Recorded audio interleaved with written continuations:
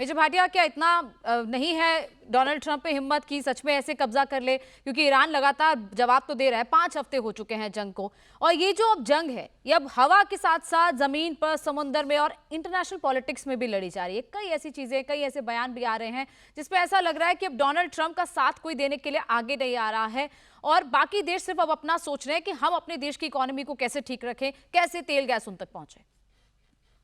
बिल्कुल सही आपने सवाल पूछा। एक थर्ड पोल इमर्ज करके आ रहा है और ये जो एक थर्ड पोल है इसमें ईयू तो है ही, बट वो ब्राजील की तरफ भी देख रहे हैं, वो इंडिया की तरफ भी देख रहे हैं, वो साउथ अफ्रीका की तरफ भी देख रहे हैं। ये जो कुछ डेमोक्रेटिक नेशंस हैं उसकी तरफ देख रहे हैं कि किस तरह इस वॉर, अगर वॉर नहीं भी खत्म होती तो स्ट्रेट ऑफ हॉर्मूज को जो है वो नॉर्मल ट्रैफिक के लिए, नॉर्मल इकोनॉमिक एक्टिविटी के लिए खोला जाए। तो आप एक देख रहे हैं कि एक थर्ड पोल इमर्ज हो रहा है जिसमें पाकिस्तान का कहीं कोई रोल नहीं है, जिसमें इजिप्ट और टर्की का रोल भी बहुत लिमिटेड है। ये फ्रांस, नेदरलैंड के प्रेसिडेंट ने आज एक बयान दिया। ये जो इंग्लैंड में यूके ने तकरीबन 60 देश उसमें शामिल हुए थे, 35 देशों से बातचीत करने की बातचीत की थी।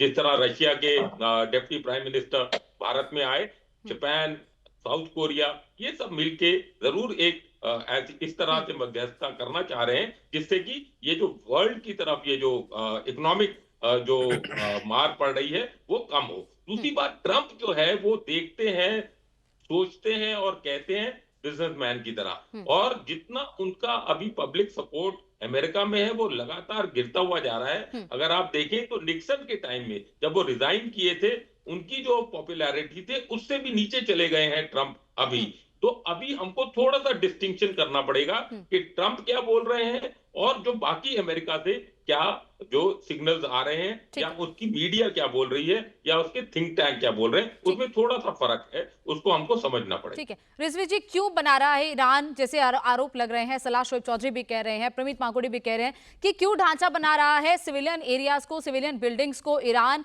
और अपने मिलिट्री को वहां पर तैनात कर रहा है, और यही वजह है कि अटैक्स सिविलियन एरियाज पर, सिविलियन बिल्डिंग्स पर हो रहे हैं।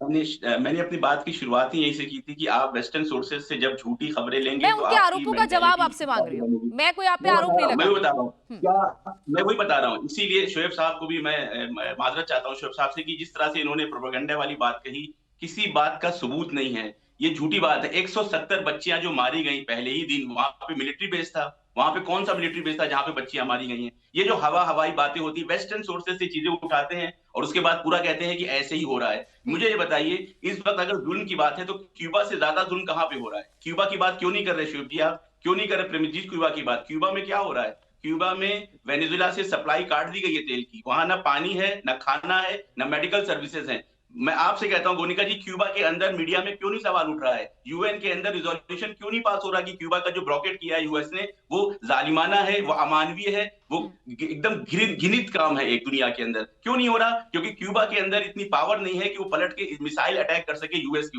ऊपर। जब किसी मुल्क के अंदर कुदरत आ जाती है टक्कर लेने की, जंग करने की, तो फिर वहां पे प्रोपेगेंडा शुरू होता है, ह्यूमन शील्ड बनाते। ह्यूमन शील्ड तो यूएस फोर्सेस ने बनाया है। 12 यूएस बेस, न्यूयॉर्क टाइम्स की रिपोर्ट है कि 12 यूएस बेसेस पूरी तरह से खाली हैं। 30 से 40 हजार यूएस फोर्सेस दुबई के अंदर, कतर के अंदर, सऊदी अरब के अंदर होटल्स के अंदर रह रहे हैं, रिहायशी इलाकों के अंदर रह रहे हैं। सिविलियंस को ह्यूमन शील्ड बनाया है। बार बार आईआरजीसी वाले बयान जारी कर रहे हैं कि होटल्स के अंदर फौजियों को ना रखें। तो ये जो थ्योरी बताई जाती है कि आवाम साथ नहीं है, शोएब साहब आप वाकई, मुझे अफसोस है कि आप जैसा वरिष्ठ पत्रकार ऐसी बात कर रहा है। पिछले 40 दिन से तकरीबन लाखों की तादाद में, लेट मी कंप्लीट, लाखों की तादाद में लोग सड़कों पे हैं, औरतें, बच्चे, बूढ़े, जवान, लेकिन क्योंकि आपने वेस्टर्न सोर्सेज से सारी बातें लेनी है, आपको वेस्टर्न एनजीओ से सारी बातें लेनी है।